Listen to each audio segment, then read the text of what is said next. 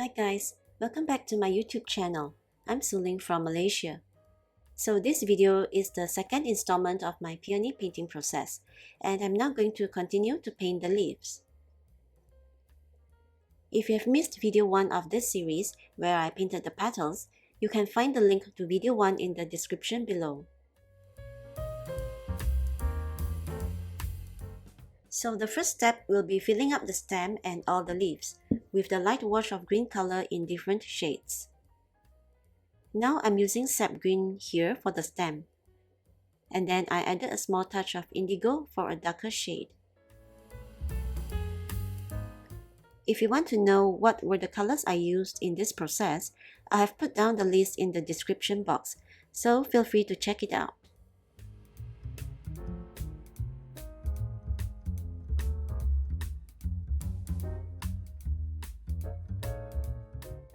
For the leaves, I'm now using Hooker's Green Dark. As usual, I like to keep my first round of application light, with some preliminary shades and tones added as necessary. As mentioned in the first video, the reference image I used here was downloaded from the stock photo website Unsplash.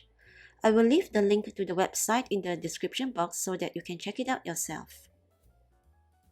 And if you would like to have a template of this drawing, you can download it from my subscribers only template library. You can sign up using the link I provided below.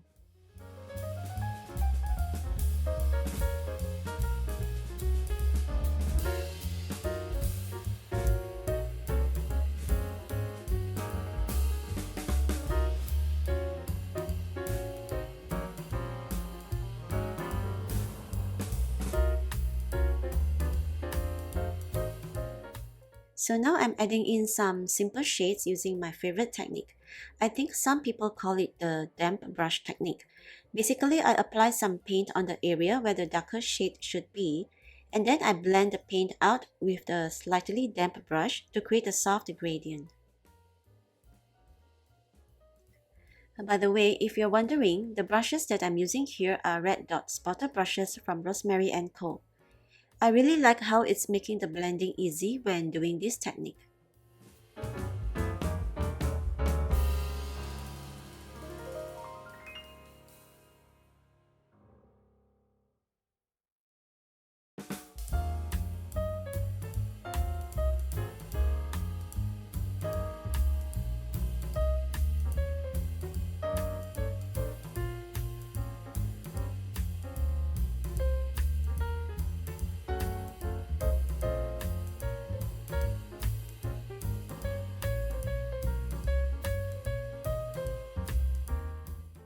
When all the leaves were filled up with the first layer of green, I'm now going on to create the vein texture. From the reference image, you can see that the veins on the leaves are very detailed and they look very complicated. But this is an A4 sized paper, so the leaves drawn here are not large enough for me to put down all the details. So I decided to simplify things by just creating the main veins. It's a good idea to use a pencil to first draw out the lines, but you don't have to use pencil. You can just draw straight away with your brush.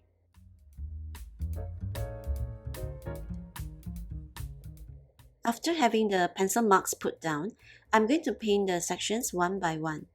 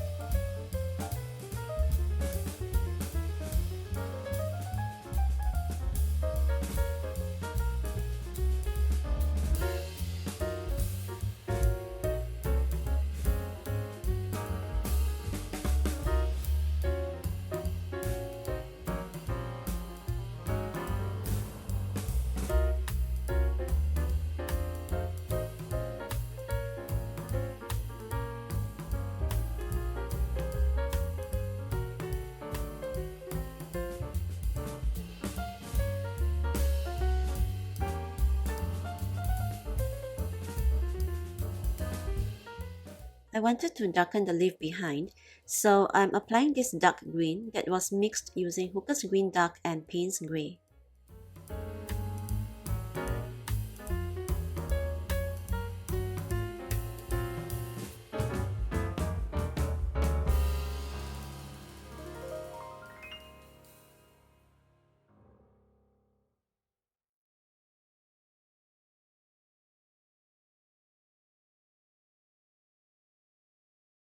At this point of time, I felt like I have gotten a hang of how I wanted to go about painting the veins, so I decided to ditch the pencil and just use the brush to mark the veins and various sections.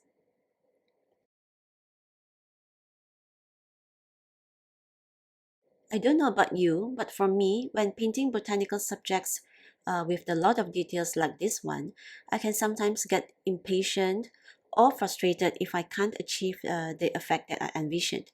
So if you are also experiencing situations like these, I hope you will take a deep breath, relax, or take a break before you continue.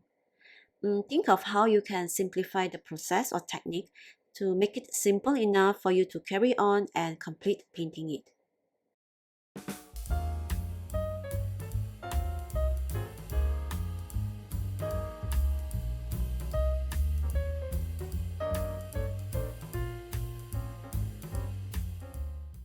What I'm doing now is slightly different. I'm not actually drawing the veins, but I'm painting around it. This is known as negative painting technique.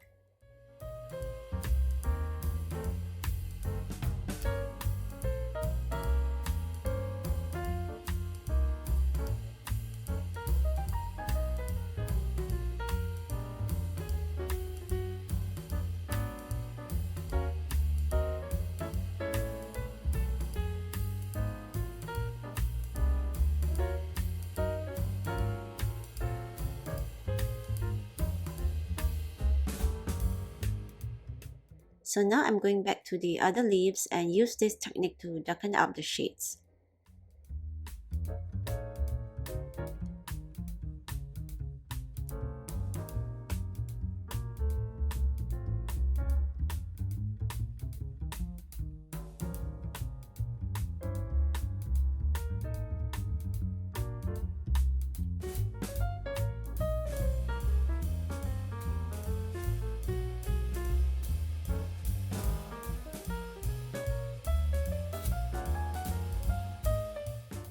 What I'm doing now is tidying up the veins so that they can be seen more clearly. I gently scrubbed the area with a slightly wet brush and pressed on it with the paper towel to lift up the paint. These are basically the steps that I normally go through whenever I paint leaves. If you are enjoying this video, don't forget to like this video and subscribe to my channel. It will be an encouragement to me to continue to make more videos like this for my channel subscribers.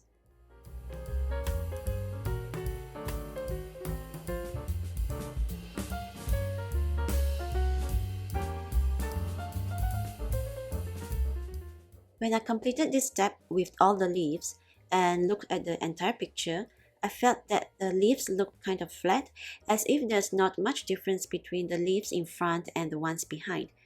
So I needed to give the leaves some depth, perhaps give some of them a warmer tone and enhance the others with the darker shade. So I'm now applying a light wash or glaze using a mix of yellow ochre and sap green to this leaf to create a warmer tone. When you are doing a glaze, remember to keep the brush strokes gentle. The brush should be wet, but not like it's loaded with paint.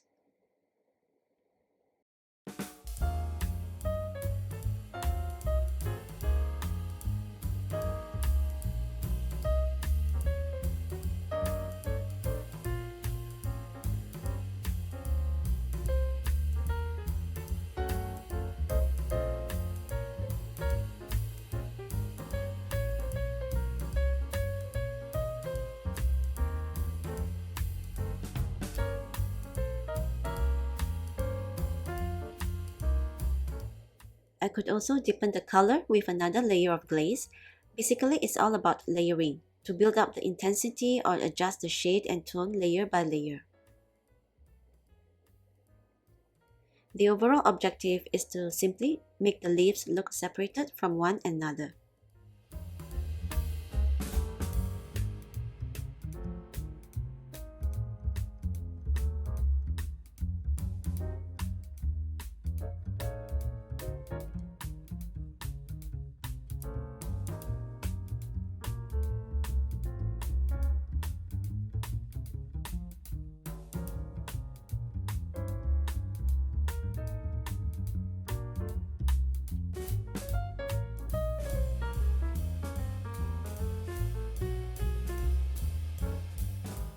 Finally, I wanted to just apply subtle outlines to certain areas for better definition between the leaves and also to the veins. So I'm using the darkest green, which is the Hooker's Green Dark and Payne's Grey mix.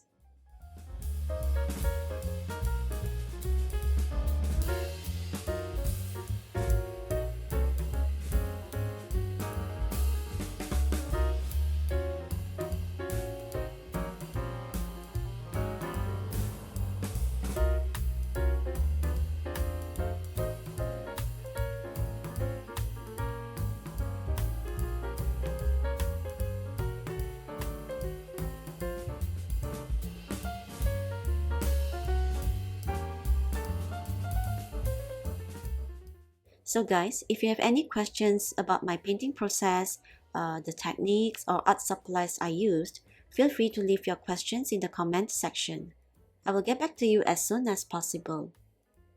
And if you have any subject matter in mind that you would like me to paint and show you the process, also let me know in the comments, okay?